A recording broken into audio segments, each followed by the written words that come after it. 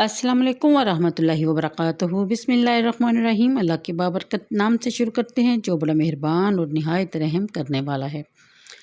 میری پچھلی ویڈیو میں سورہ لہب کا تعارف کروایا گیا جو کہ امید کرتی ہوں کہ آپ کے لیے کافی معلوماتی رہا ہوگا۔ تو آج اس کا ترجمہ اور تفسیر پیش کرنے کی سعادت حاصل مل رہی ہے مجھے۔ تو اس کی پہلی آیت میں یعنی کہ تبت یدا ابی لہب وتب، یعنی ٹوٹ جائیں ابو لہب کے دونوں ہاتھ، وہ تباہ اور برباد ہو گیا، کوئی فائدہ نہ پہنچایا اسے اس کے مال نے اور جو اس نے کمایا، ان قریب وہ جھونکا جائے گا شعلوں والی آگ میں، اور اس کی جورو بھی یعنی اس کی بیوی بھی بدبخت ایندھن اٹھانے والی، اس کے گلے میں مونج کی رسی ہوگی۔ استغفر اللہ۔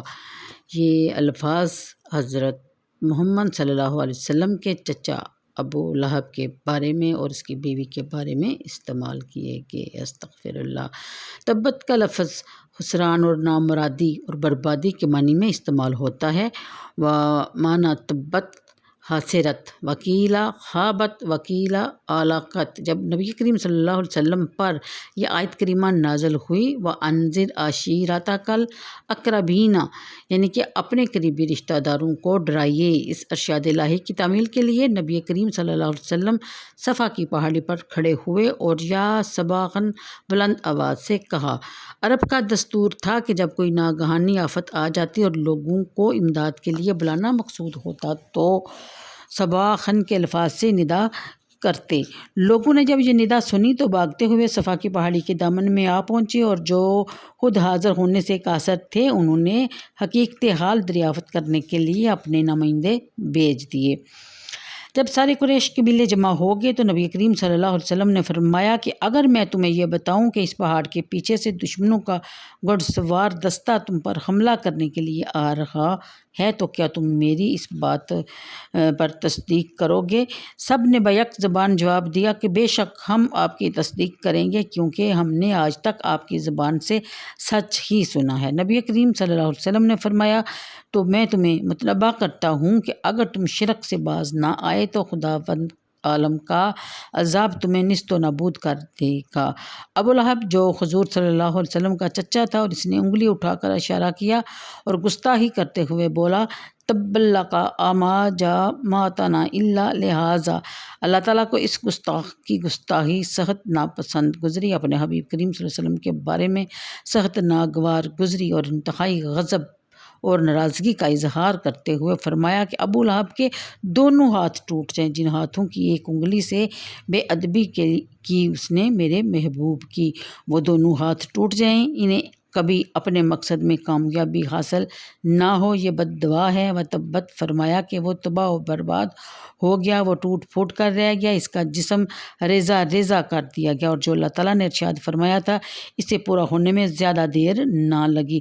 بزدلی کے باعث بدر کی جنگ میں یہ شریک نہ ہوا، لیکن بدر کی عبرتناک شکست پر ابھی صرف ایک ہفتہ ہی گزرا تھا کہ اس کے جسم پر ایک زہریلا چھالا نمودار ہوا جو چند دنوں میں اس کے سارے جسم پر پھیل گیا، ہر جگہ سے بدبو اور پیپ بہنے لگی، گوشت گل گل کر گرنے لگا۔ استغفر اللہ۔ بیٹوں نے جب دیکھا کہ اس کی ایک متعدی بیماری لگ گئی ہے تو انہوں نے اس کو اپنے گھر سے باہر نکال دیا اور تڑپتے تڑپتے اس نے جان دے دی۔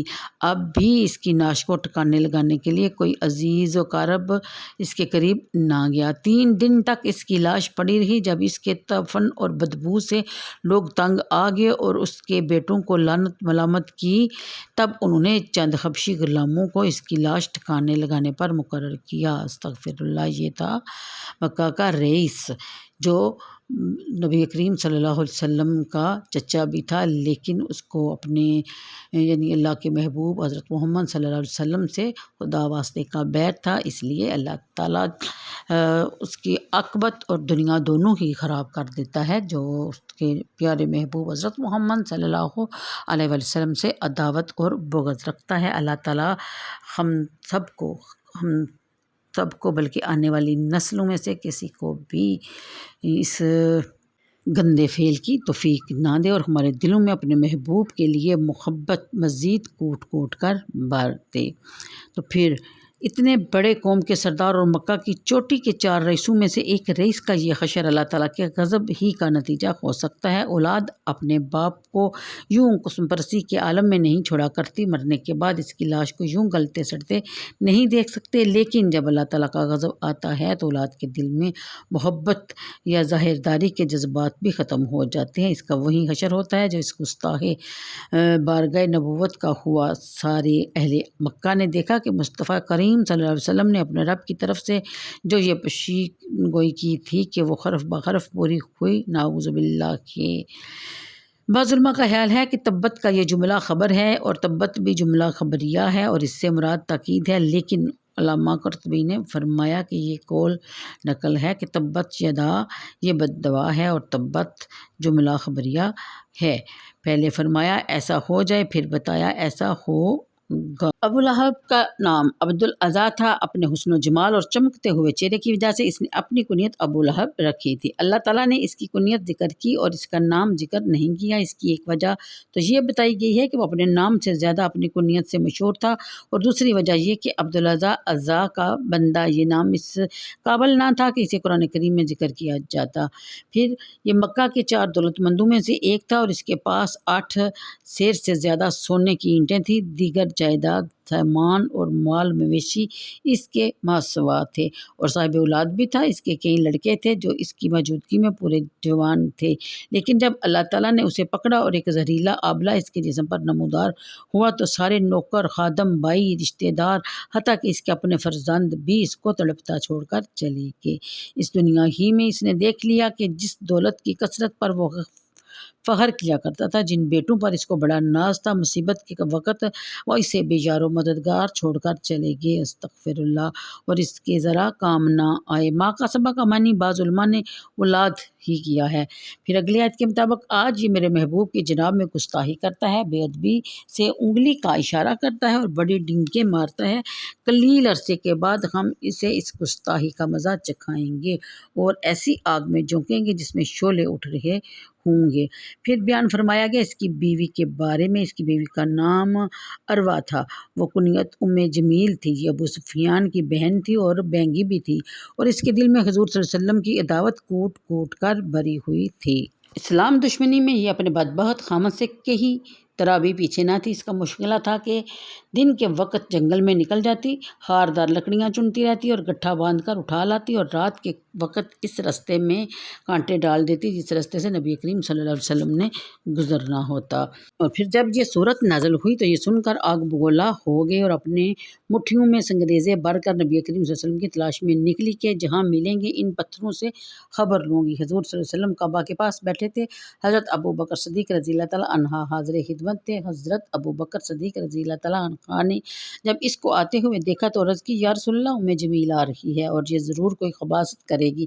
نبی کریم صلی اللہ علیہ وسلم نے ارشاد فرمایا، مجھے نہ دیکھ سکے گی۔ چنانچہ ایسا ہی ہوا، وہ قریب آ کر حضور صلی اللہ علیہ وسلم کو نہ دیکھ سکی اور بڑھاتے ہوئے واپس چلی گئی۔ ارشاد فرمایا، جس آگ میں اس کا گستاخ خامد جلایا جائے گا اسی آگ میں یہ بھی جھونکی جائے گی۔ خطاب ایندھن کو کہتے ہیں، جلانے کی لکڑی۔ خمالۃ اٹھانے والی۔ ان الفاظ سے اس کے ان معمول کو بیان کیا گیا ہے جس پر وہ عمل پیرا رہی۔ حمالۃ الخطاب کا ایک اور مفہوم بھی بیان کیا گیا ہے، جو شخص لوگوں کے درمیان چغلی خوری کرے۔ اس کے بارے میں بھی کہتے ہیں، جب کوئی شخص لوگوں کے درمیان چغلیاں کھائے اور مخالفت کی آگ کو اور بھڑکائے، اس کے لیے یہ لفظ استعمال کیا گیا ہے۔ ایسے شخص کی حدیث پاک میں بھی بڑی مذمت کی گئی ہے۔